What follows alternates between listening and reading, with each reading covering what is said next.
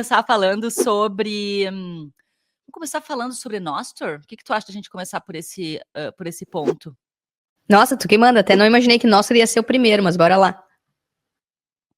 Eu acho que Nostr faz uma boa conexão com tudo, na verdade, assim, né? Porque a gente está falando de liberdade. A liberdade, ela não se resume a dinheiro. Ela também passa pela comunicação, pelas palavras, né? A internet, ela nasceu livre. Hoje ela é vigiada, moderada, censurada, que a gente está vendo que não só em outros países, mas também aqui no Brasil.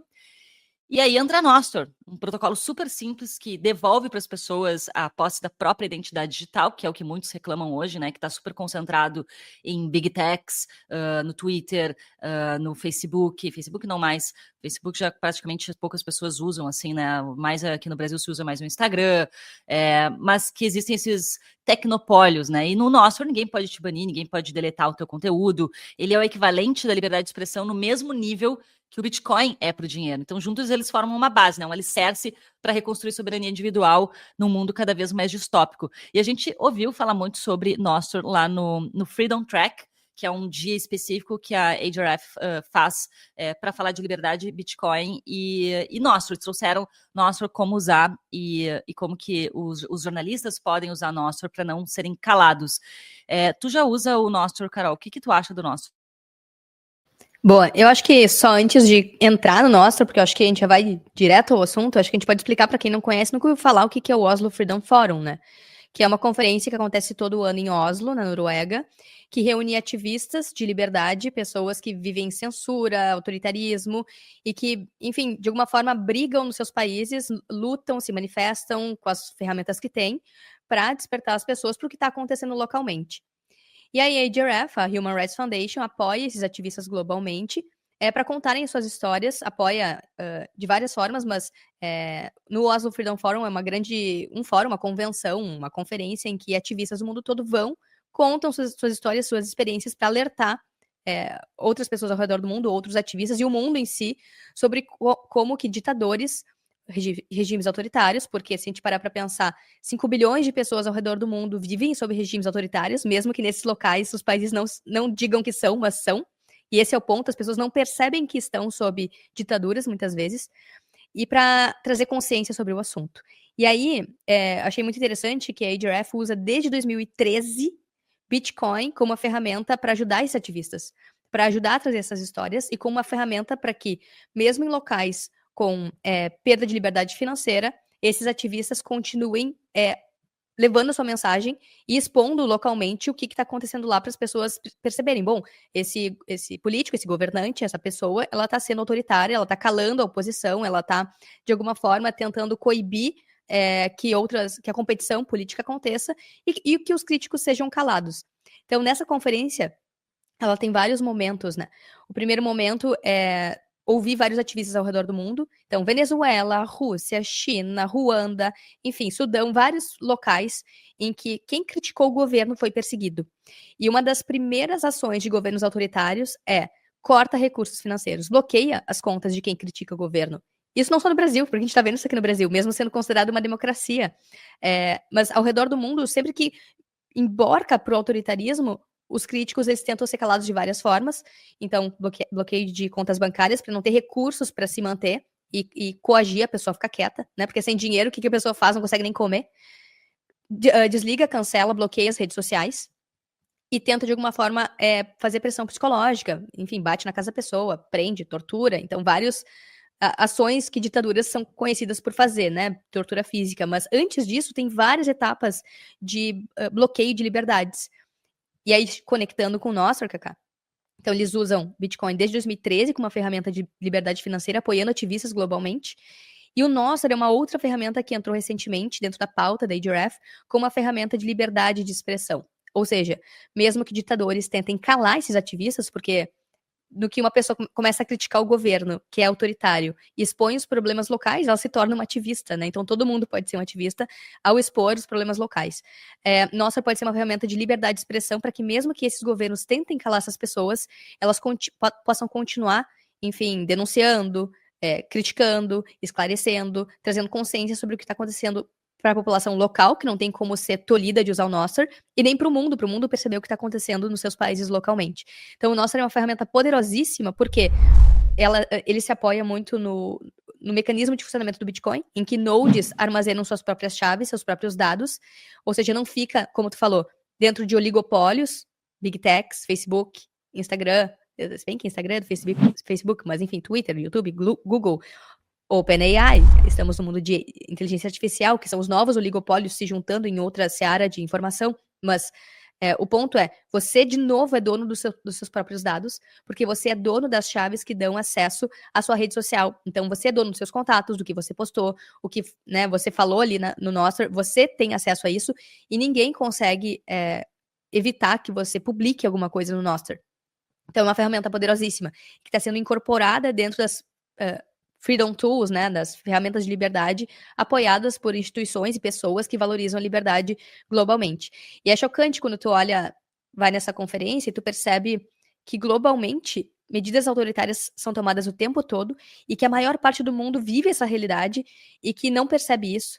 E como Bitcoin e Nostr são mais importantes do que nunca, para que mesmo que o cenário ele fique cada vez mais tenso e autoritário, essas ferramentas possam ajudar pessoas ao redor do mundo com muito mais eficiência do que as ferramentas que se tinha até agora, né? Como dinheiro físico, como redes sociais centralizadas, bancos, que eles acabam de alguma forma sendo pressionados, coagidos por governos e acabam cedendo a essa força de poder e que são usados como veículo para perpetuar justamente ditaduras, regimes autoritários, coerção, violência física e etc. Dei essa volta para conectar os pontos e agora segue aí com o que tu acha que faz sentido para ti. Não, foi ótimo tu dar essa volta, porque realmente tinha faltado contextualizar para a galera aqui que está nos acompanhando o que a gente foi fazer no Oslo Freedom Forum, né? Por que a gente foi num evento que é justamente apoiado por uma organização de direitos humanos, porque a Human Rights Foundation foi uma das primeiras fundações a enxergar Bitcoin como uma ferramenta de liberdade. Então é isso, a gente recebeu esse convite para ir para lá, já é o segundo ano que a gente participa, e tem um dia que é o Freedom Track, onde tem diversas palestras sobre Nostr, Bitcoin, liberdade. Aí os ativistas trazem, contam as suas histórias, né, de como o Bitcoin ajudou eles a ter acesso financeiro, e esse ano especificamente teve mais palestras, mais apresentações sobre Nostr, né, que o ano passado ainda não tinha tanto a respeito disso, tinha alguma coisa, mas não tanto quanto esse ano. Então dá para ver que eles estão, de fato, tentando educar mais sobre essa ferramenta, que pode também ajudar ativistas e outras pessoas no mundo inteiro a ter mais liberdade de comunicação. Porque é o que tu falou, Carol, a gente está vendo no mundo inteiro um movimento de países autoritários, né, com autoritarismo. Eu achei que tu falou assim, os governos que são os ditadores, eles não admitem, eles não dizem, olha, eu sou um ditador. Não existe isso, né? O político que é ditador, ele não vai se auto-intitular um ditador, né? Ele é autoritário por natureza, ele está tendo atitudes autoritárias, e a partir disso, as pessoas, o povo que está enxergando essas atitudes, que vai dizer, puxa, isso aqui é uma atitude de ditadores, né? Estamos entrando ou estamos vivendo numa ditadura. Então, é muito difícil tu perceber no início se de fato tu tá vivendo uma ditadura ou não, né? Eu acho que assim, quando se determina que, bom, aquele país está numa ditadura, é porque realmente a coisa já descambou geral, são muitos indícios e muito tempo de atitudes autoritárias para chegar no ponto de dizer realmente isso aqui é uma ditadura. E o que eu achei curioso, que eu ouvi no Oslo Freedom Forum, e já vamos entrar em Nostr de novo, porque a gente está aqui agora nesse primeiro bloco falando de censura e falta de liberdade na comunicação, nas redes sociais, para depois a gente vai entrar na parte de financeira, que aí a gente vai entrar em Roma, tá? Na história essa é a conexão. Primeiro na parte de comunicação, depois na parte do dinheiro, que vai conectar com Roma. Mas eu achei curioso que durante o Oslo Freedom Forum eles chamaram o Pavel, que é o fundador do Telegram. E o fundador do Telegram, ele teve uns rolos lá com a França, né? A França puniu ele porque a França queria dados do Telegram, dados de usuários, e ele não quis dar os dados dos usuários. E aí ele não pôde comparecer ao evento, lá no Oslo Freedom Forum, presencialmente, na Noruega, na Europa, porque a França não permitiu que ele pegasse um voo e saísse da França para participar do evento. Então ele participou de forma online.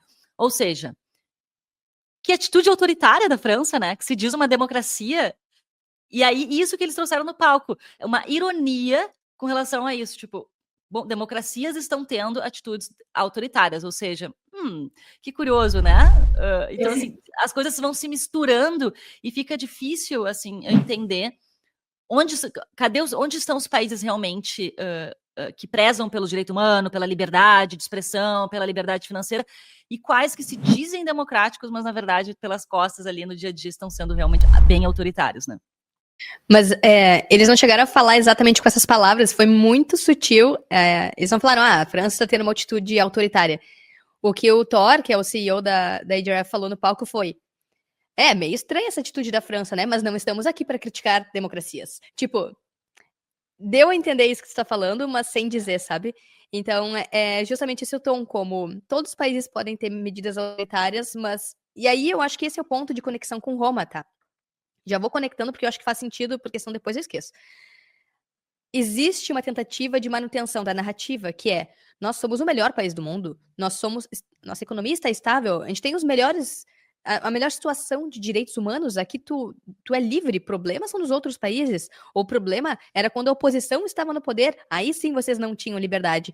Então é uma tentativa de manipulação e fazer gaslight com as pessoas, para elas acharem que estão na melhor situação do mundo, quando na verdade elas estão justamente sob uma ditadura, que é o que acontece, enfim, exemplo escrachado, né? Coreia do Norte. As pessoas não têm acesso à internet, elas não podem criticar governo, elas não têm acesso à informação, existe um bloqueio ali da mentalidade das pessoas, elas têm que exaltar o presidente, o ditador local, né? Se tu não exalta ele, enfim, tu pode ser fuzilado. E a narrativa esse é o país mais próspero, o restante do mundo que não entende a Coreia do Norte, sabe? E as pessoas que tentam fugir do país muitas vezes são mortas. Tem até um livro de uma ativista refugiada que teve que fazer um trajeto, lembro dessa história no passado, que ela teve que ir por diversos países e diversas formas para conseguir sair da Coreia do Norte e ajudar a família dela que estava lá. Então esse é o ponto, né? Eles não admitem porque eles precisam manter a sensação de prosperidade, de crescimento, de paz, de que essa é a melhor situação possível. Não questionem o nosso ditador favorito, entende? Então, essa postura de não questionar, de não permitir crítica, de não permitir debate, diálogo e tentar manipular a realidade é clássica. Só que, como tu falou, Cacá, as pessoas, elas não percebem isso porque é difícil ter todas as informações. Se quem vai lá e bota a boca no trombone é calado para que justamente essa mensagem não reverbere, não se propague. E isso tem tudo a ver com Roma, e aí que eu ia conectar, né? Esse mecanismo autoritário de calar os críticos é igualzinho a Roma no passado.